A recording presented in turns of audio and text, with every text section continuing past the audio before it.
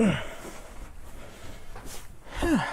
everyone, William here, and today is November 18th, 2017, which means that it is the 10-year anniversary of TwoTwentyTwo Productions, the first video that went live, which was Mercury Laboratories Test 1, Episode 1.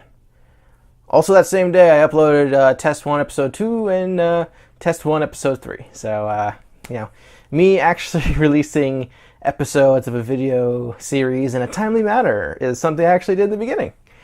And then never did again. Outside of maybe the National Ninja League stuff, I think that's probably the one thing where you can be like, oh hey, you actually released in a timely manner. And maybe Final Stage Podcast, but even then there was a few times where I was like, not great.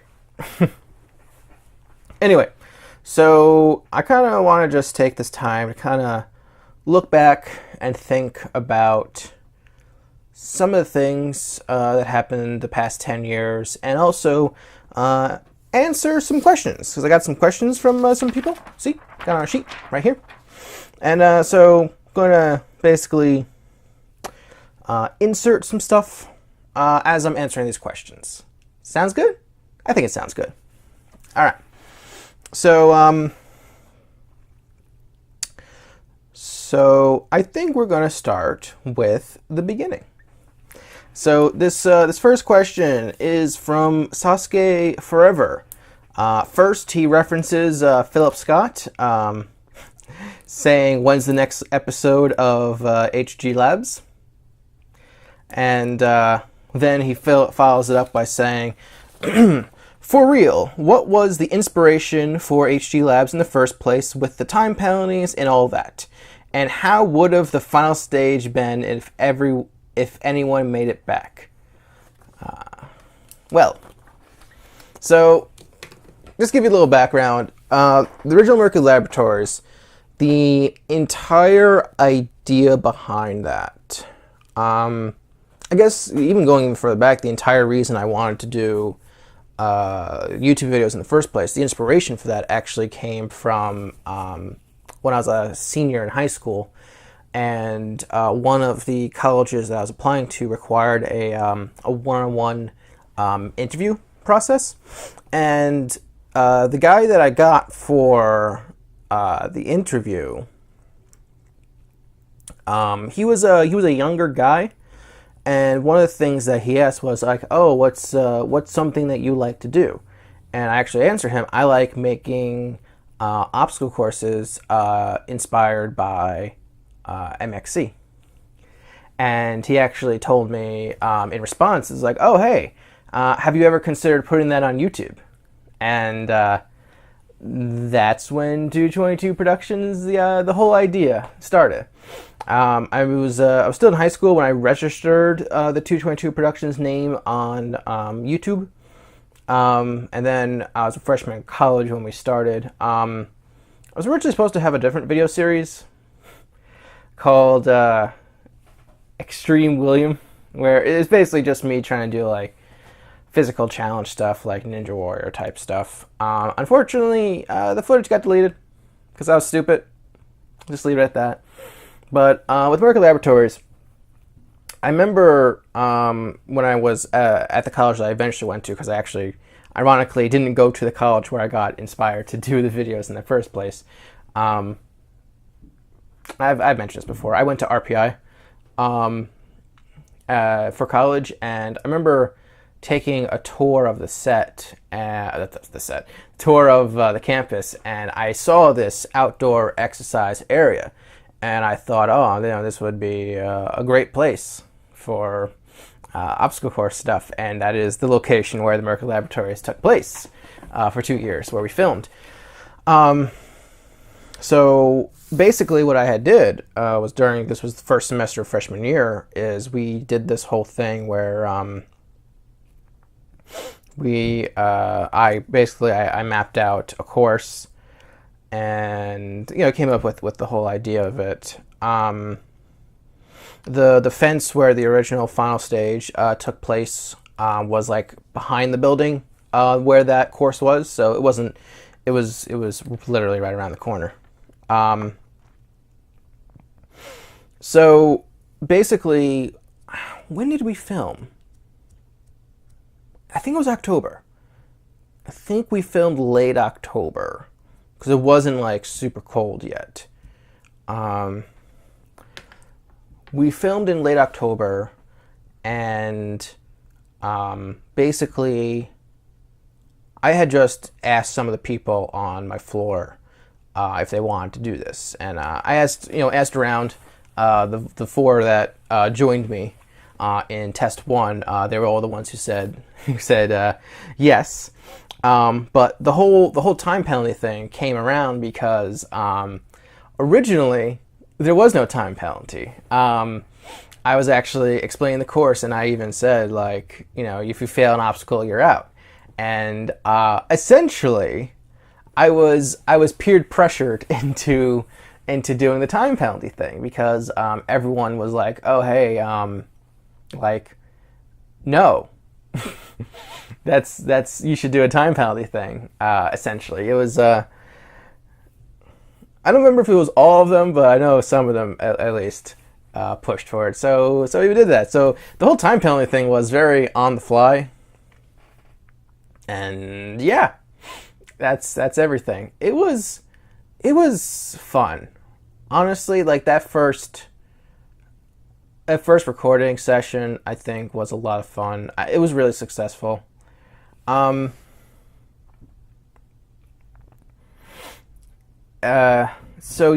that's kind of how the time penalty thing came to be, simply because they wanted it and I obliged.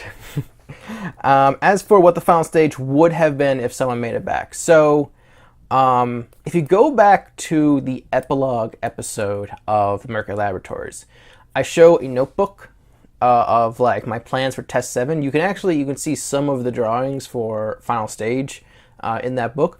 Unfortunately, I don't know where that book is. I don't know where it is at this time, so I can't bring it up again.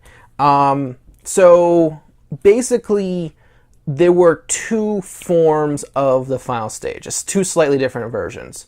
There was a version for test 4, and then one of the bars on the Heavenly Traverse got knocked out because they were doing some construction. It was really lame. But basically, that had to change because the final stage was part of that. In hindsight, it's a good thing in test 4 no one made it because it was a really dumb idea that I had for that course. Basically, what it was. So originally, it was supposed to be an actual rope traverse. I was going to like tie the rope between like 2 points, and you had to cross it. I don't think it would have worked. In hindsight, I think it was a bad idea. Probably a good thing in the end that it never came to fruition. But anyway, in 5 and 6, that was replaced with it was like a weight pull. So where the slope climb was, the very beginning of a few of the stage 1, actually most of the stage 1s started in that area, that incline. So the idea was you had to stand on that part, and you had to pull this rope, and on the other end was this box that was full of weights, full of heavy stuff. And you had to pull it to the other side. And one of the things that we had to pull it to you. So one of the things that was the mechanic for the final stage was that there was 3 obstacles and 3 buttons. And basically at the end of each obstacle, you'd have to press the button and your time would actually extend. So it's one of those things where it's like you can time out on the first obstacle. It's almost sort of like each obstacle has its own separate time limit, but the faster you do the first 2 obstacles, the more time you'll have on the later parts of the course. So you do that.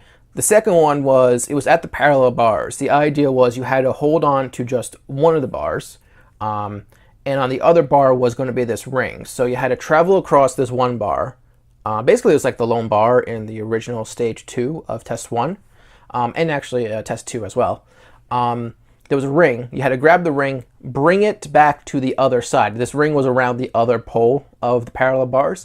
So you had to grab it, bring it over, put it over to the other side, and then travel back again. So essentially, you're doing the lone bar 3 times. So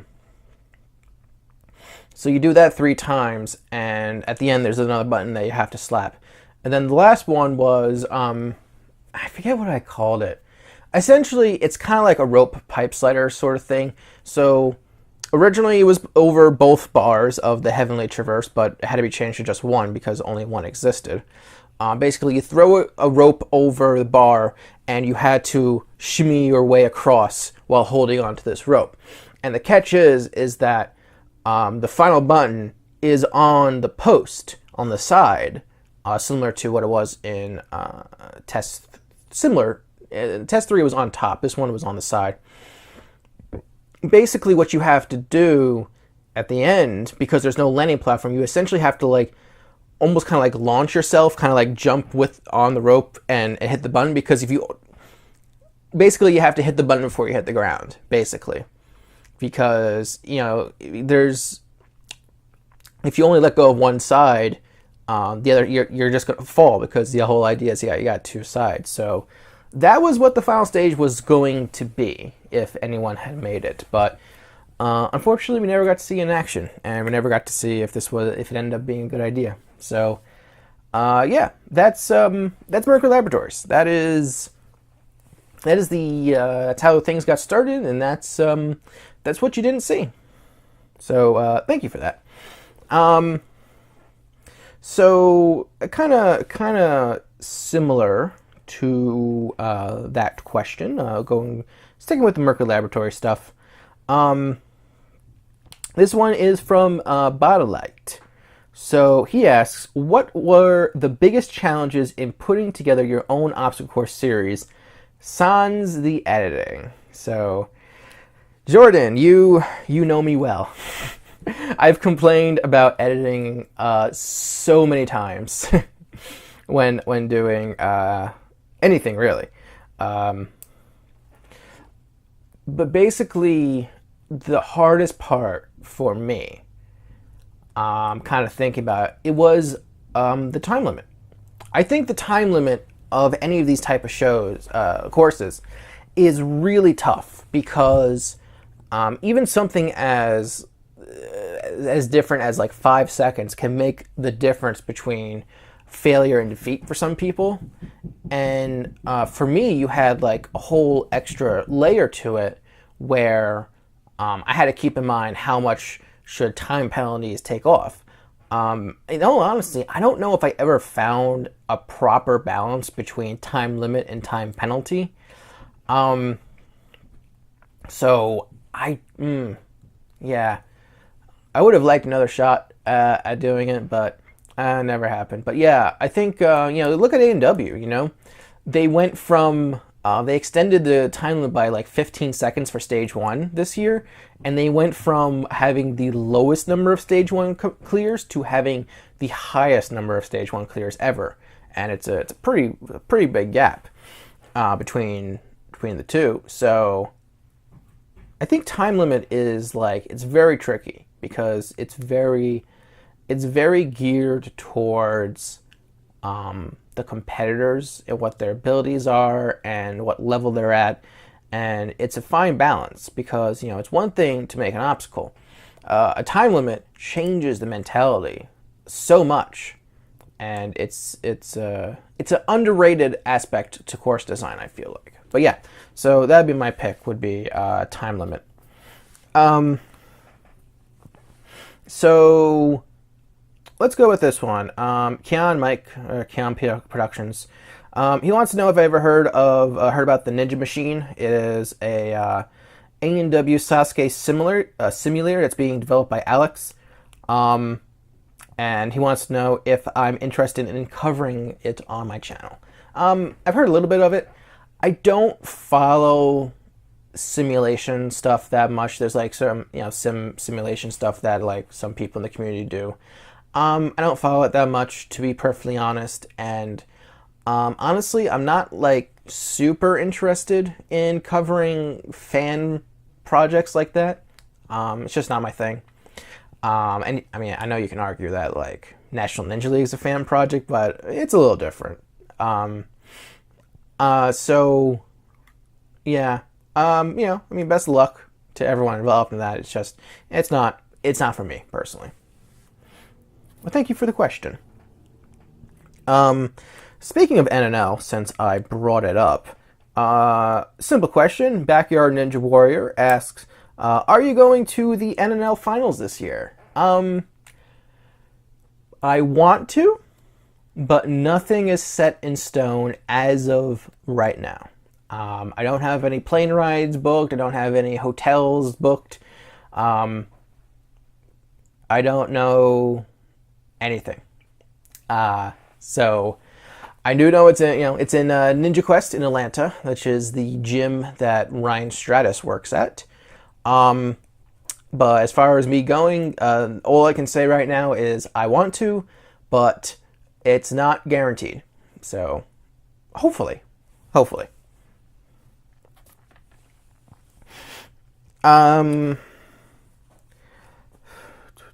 What else we got here? So kind of, you know what?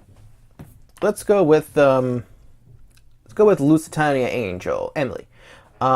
Since we're going with the whole NNL stuff. Not sure if you mentioned this during your time with Nagano, but what obstacle did you enjoy trying the most, and who was in your training session? So, yeah, the Nagano stuff. I mean, I did the best at the balance log. So I guess that's the obstacle I enjoyed the most because I completed that. It's I mean, that whole session. It was more about me meeting Nagano. It was less about doing the obstacles. Honestly, as for like the session itself, I feel like I get the impression that like the Saturday the Saturday group was different from the Friday group, which is what I was in, because it sounded like with the Saturday group there was like an actual like Alex actually did like a training class with everyone. Ours was a lot more freeform. Ours was kind of like more like an open gym style thing.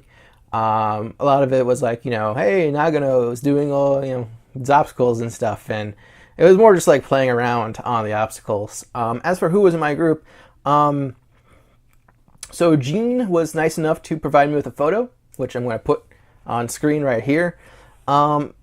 So this was our group. Going from left to right was David Ravi from Australia, myself, and then unfortunately the next two people, I don't know their names. I don't remember their names. I tried looking it up. I couldn't find them. If anyone knows, you let me know, because it'd be appreciated. And then after them were Dion Trigg from UK Ninja Warrior, and he actually competed on Sasuke 34 this year. Then, of course, Nagano. And then Mark Ravi from Australia, Donnie Byrne from Australia, Gav Wilson from Australia, and, of course, David Campbell. So they were all in our group. Yeah, that whole thing was a lot of fun. I really like it. Maybe I should like do like an organized video talking about that. That's an idea. But yeah, thank you for the question. Some of these are kind of tough. When I saw a few of them, they were like, oh boy. So this is a tough one. I don't know if it's, yeah. Mary Pancake 116 asks, ANW or Sasuke? Man, when I saw this question, I'm like, oh boy. Okay, so if we're going strictly overall, as a whole, Sasuke. If we're going this year only, ANW. Yeah. you know, yeah. So just to make things a little tougher on me, also, Finn Sasuke then goes on to ask, which do you think you'll like more in the future, Kunoichi or Sasuke? And then he later on edited his comment to include KuroOvi as well, which for those of you who don't know is a new show by Uchiro Higuchi, the creator of Ninja Warrior. I think the jury's still out on KuroOvi. I think it's a good show, but I want to see when all the episodes are out, what it's how quality it's going to be, how much I'm going to like it. So I'm going to abstain from the KuroOvi one. I think it's got a lot of potential, but it's hard to say. It's still in its first series, first season, whatever. As for Kunoichi versus Sasuke, honestly, I think getting a reboot, so to speak, sort of like a sequel reboot, was like the best thing for Kunoichi. It is so much more entertaining than Sasuke at the moment. And like Sasuke needs a new fresh coat of paint, because I just remember I watched Sasuke 34, just to let people know. And honestly, the only reason I watched it was because I wanted to see how Jessie did. And I was glad. I was really glad about, really glad with how well she did. I was super happy for her because I've always been a big fan of Jessie, but it's been so samey for a while now. You know, the competitor orders has been pretty much the same. A lot of the profile pieces have been pretty samey. The courses are been pretty samey, and you know they need work, and honestly they need to get rid of the cliffhanger. Honestly, I don't like it. So yeah, I guess right now it'd be Kunoichi, and it's so weird, kind of like 10 years ago when I first discovered Ninja Warrior. It's kind of weird just thinking about how different it is these days compared to 15, 16, and 17. We're at 34 now, which is literally 17 times 2. So we've had 17 Sasuke's since Sasuke 17, and it is staggering how different of a show it is, and honestly how the quality has decreased the past few years.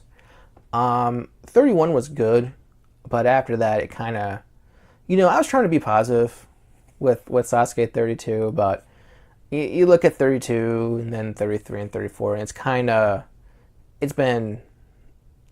on a downturn, unfortunately. But hey, Kunoichi was good, so at least we got that.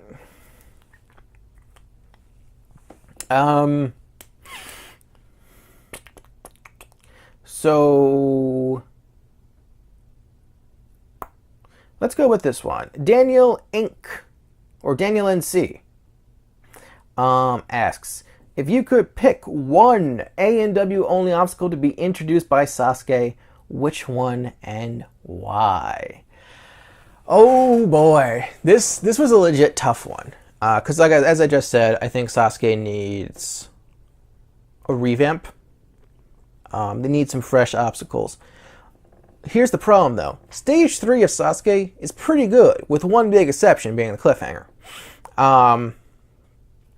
And most of ANW's best obstacles are stuff that are better suited for Stage 3. Because, I've said before, I think Stage 2 has been the weakest stage in ANW. But the problem is, if you ask me, hey, which stage in Sasuke needs the most work, the answer is Stage 2. So, it's tricky. It's definitely tricky because I'm trying to think, what would be a good fit. And I was doing some thinking. And this might surprise a few people, but hear me out. Let me explain. So, Stage 2 needs some new stuff in Sasuke. What I would do is I would take the wing nuts and put it in stage 2 of Sasuke. Now, to be clear, I'm not talking Wingnut Alley.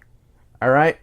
I'm talking the ones that were in Daytona, the wing nuts.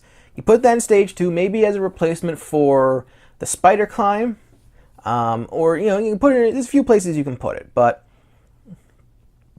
the wing nuts is an obstacle that you can have on a speedier course. But yeah, the only other, I'm trying to think. Was there a balance obstacle this year that was particularly good? Or an ANW in general that was particularly good, that would be a good fit? The broken pipes, I mean, I like the broken pipes, but some people might think it was too unpredictable. Maybe block run. Maybe you can have that in stage 2. Because, stage 2, I feel like needs, a good balance obstacle. What else? What other balance obstacles were there that were good? Paddleboard isn't lame, so not that. I guess maybe block run, might be the other one that I would go with. But my answer is going to be the wing nuts. Because I think wing nuts is a really good obstacle, and I think it's a good fit for Sasuke somewhere. So something like that. And in a similar scope, going back to Keon Mike, he also asks, what are your top 5 obstacle ports you want in ANW? I'm going to give you one. For now, simply because Daniel asked for only one. For me, the biggest pick of a Sasuke obstacle that needs to be in American Ninja Warrior is the vertical limit. That is a great obstacle, and considering ANW does all this research and all these tough upper body obstacles, the fact that they still haven't used the vertical limit, which is a tough but simple obstacle, is crazy to me. And even you could use the current version that has the transfers. I mean, it's tough but possible, and it's just yeah, come on, you gotta have the vertical limit. That's my thoughts. You gotta have the vertical limit ANW, and it's crazy that they haven't included that in yet. So that's my pick, vertical limit. We need that. So so kind of sticking with the whole obstacles and ANW theme, just actually obstacles in general. So let's go with Christian Panda. So which fan-made obstacle from ANW 9 would you most likely complete? Man, this was kind of a tough one, because I'm not the best candidate for an ANW contestant. So I was trying to think, realistically, what do I have the best shot at completing? And I think it would either be the double dipper or the battering ram. Because the double dipper is you hold on to a bar, and then you have to be able to do a transfer and grab another bar, hold on, and get to the end. Now, I mean, it's a cool obstacle. It looks like a lot of fun. I think I might be able to do it. Maybe I won't. I don't know. Maybe I just don't have enough grip strength to hold myself up and do that big transfer. But I think my answer is going to be the battering ram. And the reason is that when you do the battering ram, you can hold on with your arms like this and kind of shimmy your way. And I feel like I would have an easier time being able to do that just because I'm using all my arms and not just hanging from my hands. So I feel like I have a shot at that. The hardest part would be the transfers. And this is, of course, assuming I'm only doing these obstacles. I haven't done anything ahead of time. So I guess my answer is going to be I have the best chance at doing the battering ram. That's my pick. But also kind of going off of that, Christian Panda also asks, what was your favorite and least favorite fan-made obstacles from this season of ANW? So ANW 9, just kind of... there were 7 fan-made obstacles. Now, for me, The worst fan-made obstacle was, it's not even a question, it's the nail clipper. I don't like the nail clipper. I think visually it looks kind of lame. It's not what I thought it was going to be when I saw it. Yeah, I don't know. I don't like it. As for the best fan-made obstacle, man. So when we did the Ninja Awards, one of the categories was best new obstacle. It was actually one of the few categories where my pick didn't win, which is funny because there was actually a tie for first in that. Actually, no, wait. No, my pick did win. For some reason, I thought it was the Wing Nuts and the Double Dipper, but no, it's I went with Crank It Up, and Crank It Up won. And I think it was tough. It was tough between Crank It Up and the Wing Nuts because they're both really good obstacles. I mean, most of them were really good, but those two were really good. And I think the reason I ultimately went with Crank It Up is because I think the idea of using a ratchet system to climb is next level in terms of cleverness. And so I think ANW made the right choice with picking that obstacle as the winner because it's a very smart obstacle. It's very clever. It's very unique. Turns out it's also pretty tough. But yeah, that's my pick. Is the would be the Crank It Up. But yeah, very clever obstacle. And kind of similar question, Flamosaurus on Twitter had asked me, what was my favorite and least favorite Sasuke obstacles? So this one's pretty easy. Least favorite is the hang move from Sasuke 2 and 3. It's a lame obstacle, especially for stage. It's a lame obstacle for stage 3. Maybe if you put it in a stage that has a time limit, it could be challenging. But because it's in stage 3, it's just a time waster. So that's my pick for least favorite Sasuke obstacle. My favorite Sasuke obstacle of all time. I've said it before. And I'll gladly say it again. It's the pipe slider. I love the pipe slider. I love that dismount. I think it's the perfect way to end stage 3. It's great. I love it. I love it very much. So yeah, pipe slider would be my pick for favorite Sasuke obstacle because that whole all or nothingness to it. It's so tough. So yeah, I love it. Very much. It's so simple too. So that's what makes it really great. Let's go with Plump Show Host on Twitter had asked me, are there any other competitions other than sports you watch, like The Voice or American Idol and stuff like that? So, yeah. So in the past, I will occasionally watch shows like Survivor and Amazing Race, stuff like that. And when I feel like it, occasionally I've watched Biggest Loser as well. And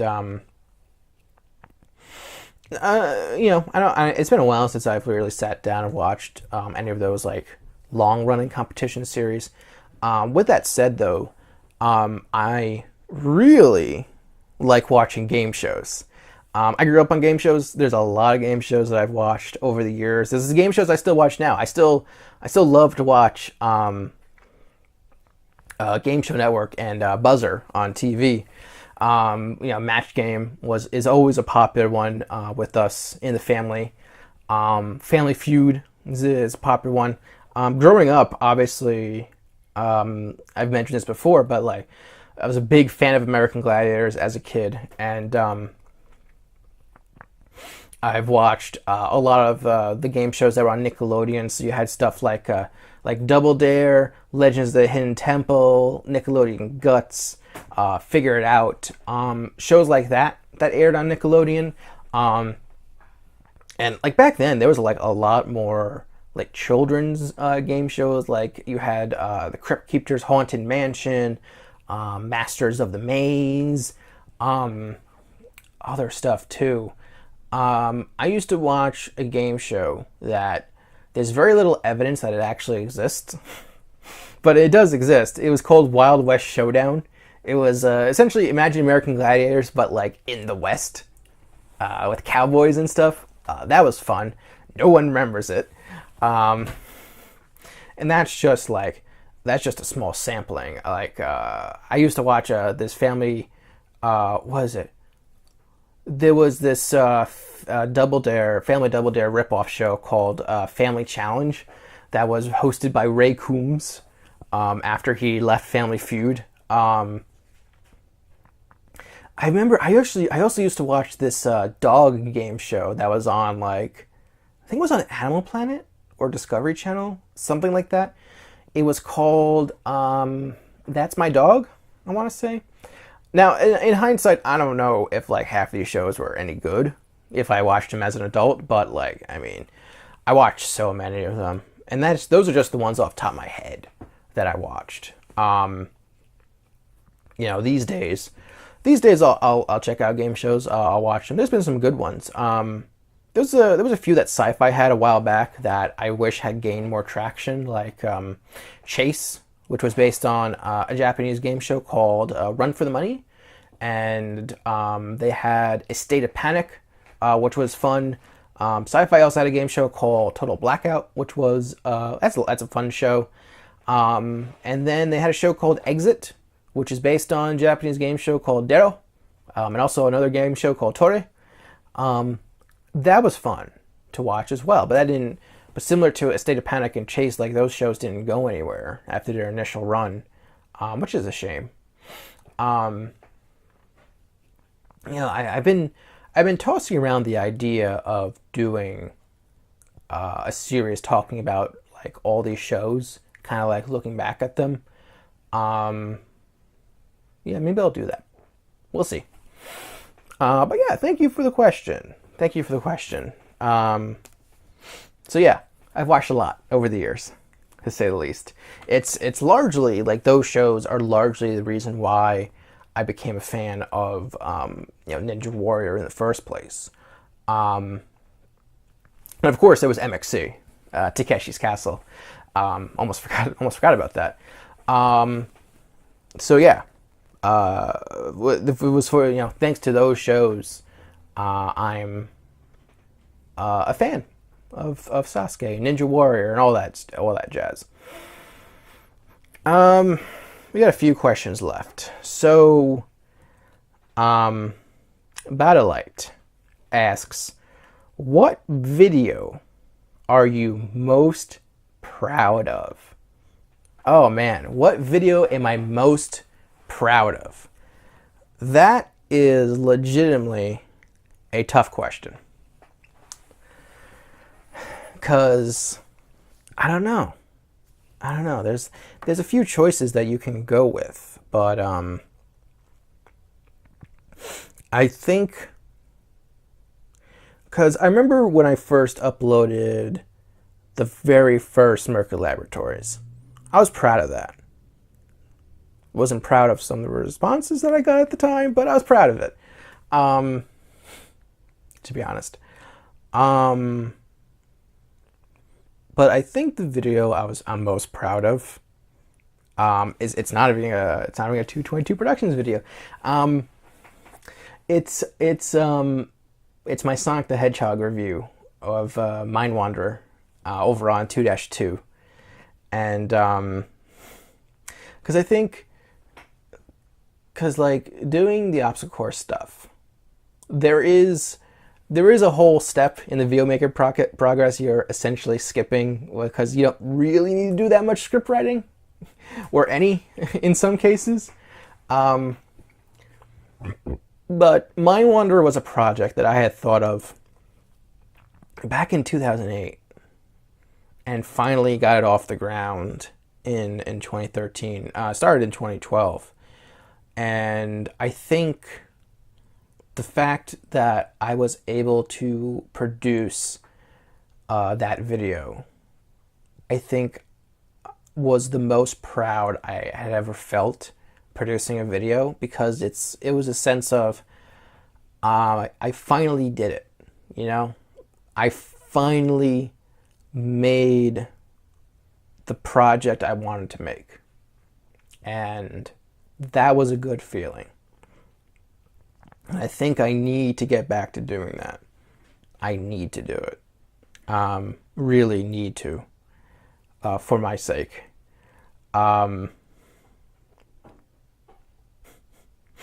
Yeah. I think that was the one I think that's the one I probably would say I'm the most proud of, because that one I put the most work into, because a lot of it was also figuring stuff out. Like, I would say from a technical level, I would say the Mysterious Girlfriend X review is better, just because like I had improved the equipment and I had improved my editing. But with the Sonic the Hedgehog one, there was a lot of like figuring out the groundwork of how I would do those type of videos, and it was a whole lot of like figuring out stuff on my own. And there was this. I remember there was this one part of the editing process where like I was looking for like this one specific clip of Sonic saying "say what," and I mean, the thing is, I just couldn't remember which episode it was, because it's one line, you know. And so what I did was I did a Google search for Sonic the Hedgehog scripts, and I found this website that had 5 of the scripts in Word documents. And so I downloaded them all. And the 5th and final script that I looked up, because this was like a 24 episode series, it might be 26, but only 5 of them had scripts. And it just so happens that the last script of the 5 had the line written in it, and so I was able to look up, the episode, rip it, and I was able to put that clip in, and that was cool that I was able to do that. And so I think for the amount of work that I put into it and how long I had wanted to do it, that would be my pick for most proud video that I made, would be Mind Wanderer, Sonic the Hedgehog review.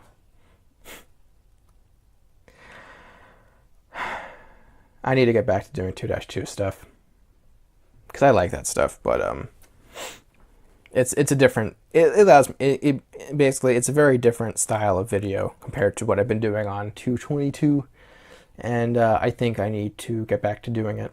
And so the last question that I'm going to be answering is from Logs98 is here, which I think is Logie or Logie. He asks, do you want to make another show similar to HG Labs? All right, so there's one thing I gotta bring up, is that it seems like a lot of people seem to think that the G in HG Labs is capitalized. It's not. Okay, I think we need to make this clear. It's not. Like, you look at like all the logos that I've ever made for the American Laboratories, the G is always lowercase, because in the periodic table of elements, that's what it is. It's a lowercase g. So just keep in mind, for HG Labs, the G is lowercase. So just keep that in mind, everyone. As for your question, yes, I do. I honestly, truly do. I just don't know how. And maybe I need to figure out how to do that. So, yeah, it'd be nice. But, like, I don't know. It's tough. Maybe I can figure it out someday. But thank you for your question. But I honestly, truly do. So, thank you. So that's all the questions I got. I just want to say a few things. 10 years is a really long time. And I know some of you have been around for a really long time watching my stuff. I just want to say thank you. I think that's really just the simplest way to put it is thank you. for everything. Thank you for watching, for commenting and everything. If there wasn't like some sense of a community or some people who liked my stuff, I wouldn't have continued this. But it's nice to know that someone likes your videos when you make them, even if they don't get the biggest audience. But I want to thank, I think the biggest people I want to thank. So first off, I want to thank Arsenet, because you kind of helped me get back into gear, in the swing of things. Because, you know, you're the one who started the podcast, and you're the one who helped me with the National Ninja League stuff, the first season. And so, you know, I mean, I've already said a lot of stuff in the final episode of the Final Stage podcast. But thank you for all your support over the years. And I think I really want to thank the original people who competed in my shows back in the day. I especially want to thank now Carl, Glenn, and Vera. They were the original 4 who, in addition to myself, who competed in Test 1. You guys were essentially the ones who helped kickstart this whole thing. You know, if it wasn't for you, this wouldn't have, like, none of this would have happened, because that series would have never have came to be if no one said yes. And as for everyone else, I just want to thank, like, everyone else who's competed in Mercury Laboratories and Playground Revenge. So I want to thank Mike, Emily, Adam, Angelina, both Chris's, all 3 Dans. I want to thank Brendan. I want to thank Nils. I want to thank Tom. And I think that's everyone. David. I want to thank David also. I think that's everyone. I'm so sorry if I forgot anyone. But yeah, I've said this many times before. I'll say it many times again. Like, you know, you need contestants. You need competitors when you're doing this sort of stuff. And you're the ones who gladly decided to compete when I had these crazy ideas to do this obstacle course show. And it is always much appreciated. As for the future, I think that I'm going to kind of evaluate where things have been the past 10 years and try to, I don't want to say go in a new direction, but I would say do more stuff. You know, I want to get back to 2-2. I want to do more stuff with 222. I want to do more stuff that's just sitting in this room and talking to you. So what I would say is that this would be, I'd almost kind of like say this is the end of a chapter. You know, the first 10 years, almost sort of like an end of, for me, in terms of making these videos. But it's a start of sort of a new me, but one that's still familiar, but that has expanded. And hopefully you'll see more of me. So that's really all I wanted to say. So once again, thank you. I cannot thank you guys enough, but 10 years is a long time, but hopefully 10 years from now, we'll be looking back and we'll be thinking, yeah, he's come a long way. And I look forward to taking that journey. So, thank you, and good night.